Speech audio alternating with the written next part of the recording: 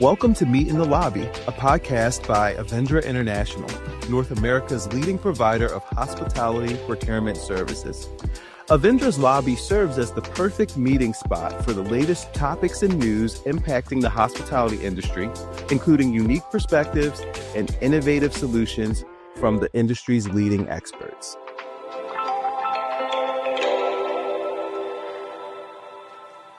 Welcome back to Meet in the Lobby. This is the podcast where hospitality meets innovation. I'm Melissa McCormack. And I'm Dorien Murphy. Now, Dorien, I got the pleasure of seeing you this month, but tell me, how has your month been going? Let me tell you, Melissa, we have just concluded the Avendra Luxury Summit in Dallas, Texas. We brought in so many supplier partners. We brought in our clients, and, there was a lot of learning, networking. It was an absolutely amazing time. We checked a lot of boxes, and we left some really awesome boxes in Dallas, let's say. What happens in Dallas stays in Dallas. If you weren't there last time, you need to make sure you're there next time. We've already begun planning the next one, so very excited about that. Oh, I can only imagine. And I had a blast. It was an incredible time at the Luxury Summit. I enjoyed moderating a panel, and you did just such an incredible job setting all of that up. I know how much of a lift that was. In addition to that, I actually get to see today's guest, who we'll be introducing in a little bit, in person in Prague next month. So we'll get more into that. Very excited. Am I able to come with you, or did we nix that? Oh, no, I would love for you to come. Can you imagine Dorien and Melissa taking on Prague? We got to talk to our producers in the back.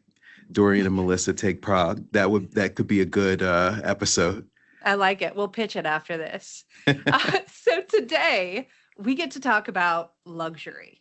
And luxury hospitality is always evolving. It's adapting to the expectations of those highly discerning guests.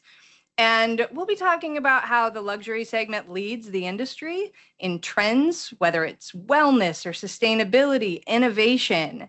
And I know for you, Dorien, this must be very exciting because this is what you eat, sleep, breathe every day in your role with Avendra.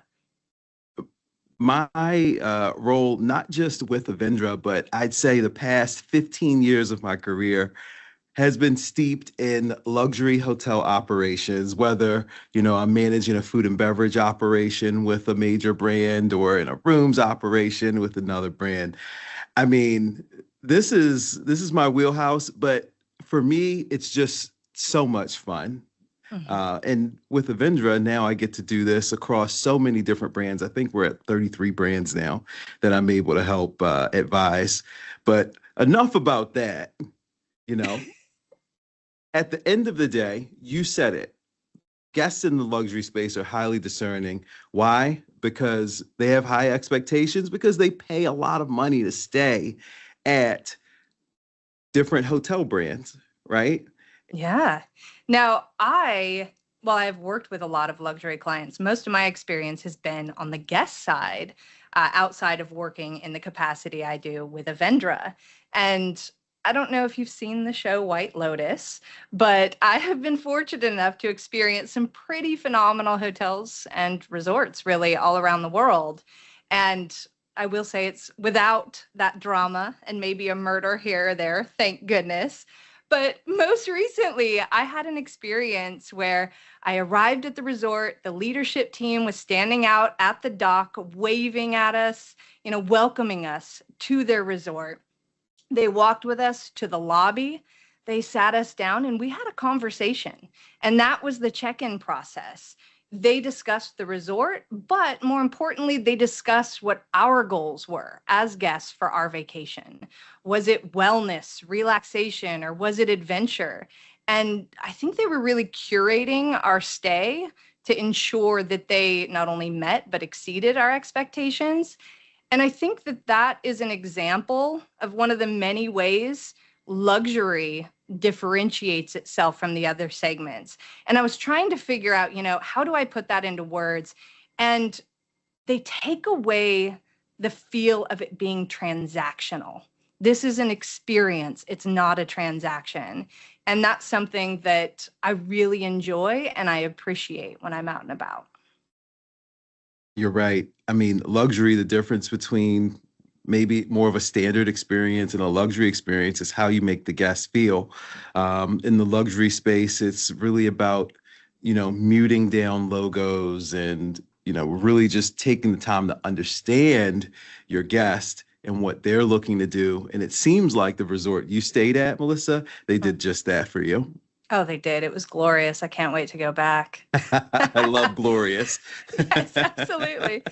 So the luxury market today, I mean, they're experiencing rapid growth even in these times, and it's projected to reach $1.2 trillion by the end of next year. And that's according to a report from EHL Hospitality Insights. This surge, so they say, is largely driven by Gen X and millennials, which I can speak to. I am what I kindly refer to myself as a geriatric millennial because I am literally right on the cusp. I know, I see your face right now, Dorien. But it's that segment that's driving the demand for highly personalized travel experiences. And I think that the example that I just gave lends itself to that exactly. Well, we have an amazing guest teed up to chat with today. I like to call him the Dean of Luxury. Okay. Ooh. I'd like to welcome Barak Hirschowitz, the president of the International Luxury Hotel Association, to the podcast. Welcome, Barak. Well, thanks, Dorien, and thanks, Melissa. Excited to be here. And this is, anytime we can talk about luxury, I'm thrilled to be a part of it. Oh, fantastic. Well, welcome to Meet in the Lobby. We are so happy to have you. Well, Barak, the ILHA has become a global force in luxury hospitality, but I'm curious about what you might be seeing in the future. What emerging luxury hospitality trends do you see that hoteliers can't afford to ignore? What do you think is coming next? Well, it's interesting because things tend to come onto our radar and we bring them up at okay, we have these conferences that are kind of our leadership events. We have one coming up in Vegas in December and next month in Prague. And so we talk about, okay, well, what should we be talking about? What's next? What's important? And I think that it's interesting to see in the planning behind the scenes, which you don't see, is that something might show up 3 years ago and they're like, it's not quite there yet, where it's making a big enough impact. And then I remember 5 years ago, sustainability was something that no one was talking about. And they were talking about it, but they were just like, no, it's not really something that we're willing to spend money. Keep in mind that the hotel industry at the end of the day is a real estate business underneath. And so when you're asking, the thing about, as I mentioned earlier, 300 and 250 years of real estate kind of looking the same as owners, that's pretty straightforward. But now today, there's this constant, we need to upgrade this, we need to change this. So we look at what are the guests as travelers now saying, okay, this is not optional anymore. This is not innovative. This is, you got to have it, right? So I think they fit into those two categories. I think I'm going to tell you a little bit about, I think that the industry for us, we're always a little bit reactive. You're going to have the most innovative hotels doing cool and new things, right? So for that, we can look at things like LED lighting across entire properties that change with the time of day. And, these are things that we're starting to really see. But today I would say, I talked about sustainability. That's becoming, whether it's important to the hotel brand or not, it's important to the guest. And the guest is now saying, this is really important. You need to start doing stuff about this. But yeah, for innovation, I think a lot of the innovation that we're going to be seeing or in the future is going to be around fitness and wellness and health. We've always talked about it. We've always had spas. But what's happened is that since COVID, most of us have now increased the amount of time we spend working out, whether it's running or going to the gym multiple times a week. This was something maybe people did twice a week or not at all. And now most people are doing this multiple times a week. And so what that means is that as hoteliers, we have to provide them with, at minimum, the experience that they would be able to have at home, or your trip is messing up their health and wellness, right? I'm not talking about going to a special spa or that kind of thing. I'm talking about the city hotel that you stay in on a business trip. So what we're doing, and you're going to hear about very soon, is we're partnering with some of the top fitness and gym brands to help our hoteliers get not only just better equipment and how to use it and how to place it and how to design better gyms inside your hotel, but also how to partner with actual gyms and fitness brands so that they can do their classes and things like that. Because if you're doing a class and you're traveling and now all of a sudden you can't do your class, that's a problem for a lot of people. So I would say that's kind of the next edge of what you're going to start seeing. Is we had this with food a few years ago where wellness kind of creeped into food, and it was like people got tired of saying, look, if I arrive at 3 a.m. because my flight's late, I don't want to eat a club sandwich because that's not what I eat at home. I eat healthy. And so now you need to adapt your menus. And I remember Hyatt like changing all their menus 24 hours so that you could get healthy food at any time. And that's what we're starting to see with like fitness, gym, and wellness. And then I think the next thing to take that one step further is longevity. So that longevity is at the innovative stage right now, but some of the top longevity institutes in the world are partnering with hotels. I'll give you an example. So Clinique Le Prairie, we've met with them a few times. They are, many of you may not know them. They own a longevity and wellness clinic in Switzerland, and it's one of the most, it's been around for many, many years. And they are now partnering with hotels. So they launched one in Dubai. They've got one coming in Thailand. They've got another one in Saudi Arabia, one in China. And these are, I believe, the cost. First of all, they're always sold out.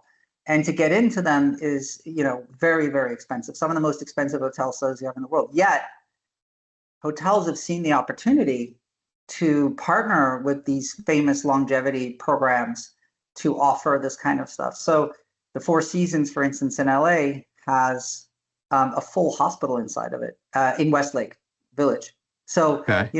Longevity is the next thing that's coming in. It's so interesting that you mentioned health, wellness, and longevity. It was kind of something that was an underlying theme at the Avendra Luxury Summit. And we had bigger brands that translate from home to hotel, like Peloton. They had unveiled their brand new treadmill that is going to allow a bunch of different features that really kind of provide a continuum from your experience you would have in your home gym in a hotel gym. And that's just one of so many of the examples that we have. So yeah, it's just very interesting that you bring up, that, because you're absolutely right. Actually, when I was at the Luxury Summit, I've been hot and heavy in the gym for the last 3 or 4 months now because I have that COVID weight that's still on my belly that I'm trying to get rid of. And, I don't have a Peloton at home, but being able to utilize that equipment that is in the gym that I do have at home so I can continue my workouts and I don't miss any time was necessary.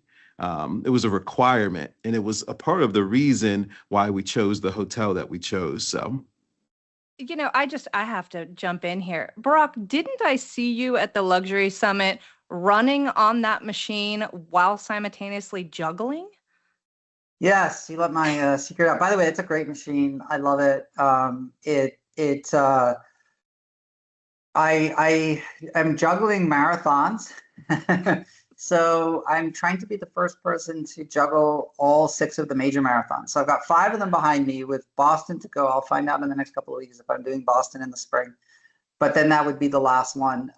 So yeah, it's I spend a lot of time, and this is a perfect example. The number of runners and distance runners has increased since COVID unbelievably, right? So, and you can just look at how hard it is to get into some of these major marathons, which already take a lot of people. And so when you're training for any of these longer runs, it's critical that you're running 5-6 days a week. And if you're traveling and you don't know where you're going outside of a hotel, the treadmill is like the perfect way to just, or the weather's bad or whatever it happens to be. But there's also an opportunity for hotels to understand that there's going to be runners, and so they should map out for their guests, good running routes and things like that. So I think that I'd like to just, we're talking about luxury and what we love about different luxury experiences. And what's interesting is I've said things have changed over time, right? But it's really hard to define. We've spent years doing this. It's really hard to define luxury for people anymore because honestly, it's everyone's version of luxury is slightly different. So for instance, for you, it might be staying in this beautiful resort with your family and playing golf or whatever that happens to, whatever you're into, drinking wine, restaurants. For somebody else, there are people who are, CEOs in tech who all they want is they will I'll give you an example. There's a great company travel company out of London called Black Tomato, and they organize special trips where you're dropped on a desert island and you're just given survival stuff for the weekend, and they have like a backup team there ready to step in if needed, right? And so that is actually a very expensive luxury trip, and you get nothing, right? You literally are dropped on a desert island. So, and they pay a lot of money to do that. So what we found was that today, the one thing that luxury has in common, what everyone has in common for them, luxury, is really that they don't have a lot of time. And so whatever you do, if that person, if it takes time away from what they want to do, then we say the luxury level's gone down. If it adds to what they want to do, adds to they're spending time doing what they want to do, that's the luxury, right? Because time is really the luxury today. So for example, we tell hoteliers, anything you do, any decision you make around your hotel, think about that, right? How does this affect that? For instance, there was an argument that has been going on for some time about like digital check-in, right? Like, digital room keys, and no, people love to be at the front desk and check in and chat and well, maybe there are some people, but I think most people would rather be lying at your pool or playing golf than standing in line at your hotel, right? So if you can make a check-in experience like Melissa mentioned earlier, where you're enjoying the moment and you're not, that adds luxury. But if they're and that's really, I think, through today for us, I think it's really the brands and the hotels, whether they're independent or part of a brand or any combination in between, the ones that do it right are the ones that are really looking at their guest time and also just understanding why they're there, right? And you mentioned that earlier. Why is the guest here? You would be surprised how many luxury hotels don't ask that question. That's incredible. Now, earlier you had mentioned lighting. And when I stay at a hotel, I'm always acutely aware of how the ambiance is in the hotel and how it makes me feel. And one of the emotive parts of staying at a luxury property, or really any property, is when you walk into the room, how does it make you feel? And there's one resort, which I will not name, but I had a phenomenal stay there. I walked into the room and the lighting and the music and everything was perfect. And it felt like my body exhaled. And so that's something to me that I will carry with me. And when I know that I need to exhale, I will go to that property. So finding those ways, like adjusting the lighting and what you're able to introduce to these hoteliers, is truly impacting the guest experience and creating guests that will stay again and again. Now, if you were advising a luxury hotel general manager today, what is one bold move they should make to prepare their property for 2026 and beyond to keep them ahead of the curve? I think that most luxury properties overlook something, and that is something that you mentioned, that you experienced, and I don't think a lot of hoteliers quite grasp this, and that is, I call it the pause. So when you arrived at your property that you loved and you talked about how they checked you in, it wasn't the check-in that was great, right? Checking in is never nice. You still have to take out a driver's license and a credit card or whatever it happens to be. What they actually did was they put a pause between the time that you came off the street, travel, because today travel is a nightmare for, I mean, we'll take the people with private jets aside. For most of us, travel is not as fun as it was back many years ago where they had to do martinis, right? So today it can often equate to a bus travel experience. So when somebody comes in off the street, they are frazzled, right? Just assume that. That pause that you do, something to stop the guest and break the time from when their vacation starts or their experience in your hotel. The best hotels in the world. I was at a place called Bushman's Kloof that won best hotel in the world a few years after we opened it, and we had that pause. So guests were arrived, we would seat them, we would give them drinks, and we would kind of manually check them in. What you had, the Cape Grace did the same thing as I mentioned, but I'm going to use it. I would say most hotels, most luxury hotels still today do not know who their guests are, in that they don't know why they're there. They never ask them why they're there. I've stayed in some of the best hotels in the world, and I look at them as the best real estate in the world. I did not get a true luxury experience like we had, like you had. So my bold move is one, and then just have that pause when they come in so that they're not going straight into their vacation. I have to throw the side thing in because it was like a light bulb that went off about 2 or 3 years ago. If you look at the winners of best restaurant in the world for the last however maybe decade or so, El Bulli, French Laundry, the Fat Duck, they all are about an hour to 2 hours outside of a major city. And I'll use like the French Laundry as an example. Per se is an amazing 3-star Michelin restaurant in New York City in Columbus Circle. Very good. Same chef, same everything. Mm-hmm. But if you're coming off the frazzled streets of Columbus Circle into that restaurant, you're not going to have the same experience as going to Napa and sitting down and eating at the French Laundry. Why? Because has nothing to do with the restaurant. It has to do with that environment, that pause that you come down into that thing. So for me, it clicked a few years ago that all of these famous best restaurants in the world, like the Fat Duck and El Bulli and all, they're like just an hour to 2 hours outside of a major city, but they're in the countryside.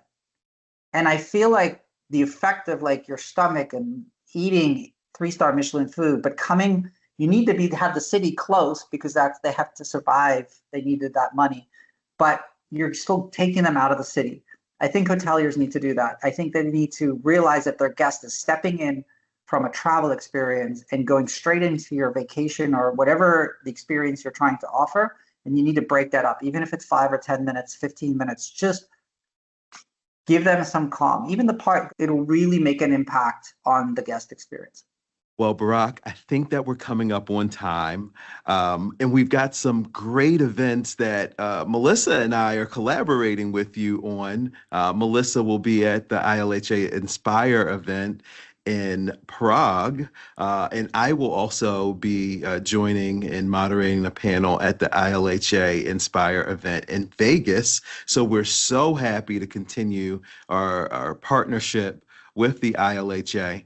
But I have to ask you, Barak, the dean, if folks were looking to find you, where would they find you? The Prague Inspire event is being held on the 12th and 13th of November. We're very excited. And the Las Vegas event is the 10th and 11th of December. So you can find us there. You can also find us online at ilha.org. Or you can just go into LinkedIn and type hospitality or travel and look at groups. We currently have the top 2 groups in hospitality and 2 of the 3 in travel globally. So easy to find us. This is fantastic. We cannot thank you enough, Barak, for meeting with us in the lobby today. Greatly appreciate it. And I just wanted to say a big thank you to Avendra for all your support over the years. You are you're a longtime partner of ours, and you've helped us in many, many ways, not just, speaking at our events and coming to our events, but actually, coordinating with us, introducing us to some of the most amazing partners in the industry. And they've been a huge source, not just of great products and services for hotels, but they're also, great source of information. we probably get about 70% of our answers on when hoteliers are asking for advice from our partners, because who knows better than gyms and gym companies, right? Who knows better than coffee companies? So you've really introduced us to some amazing companies and supported us over the years. So big thank you to all of you. Been a great partnership. Thank you. Well, I think that's going to do it for us today. We will see you next time on Meet in the Lobby. Thanks, everyone. Thanks for meeting with us today. Interested in becoming a member of Avendra's procurement services? Scan the QR code on the screen or visit us at www.avendra.com to inquire. To learn more about Avendra International and the latest hospitality news and trends, follow us on LinkedIn at Avendra International. Meet in the Lobby is a production from Avendra International. Special thanks to our executive producers, Dorien Murphy, Melissa McCormack, Corey Moriarty, Eleanor Waddell, and Lindsay Garbachik, and our production partners, Market Scale. To learn more, click the link in the description.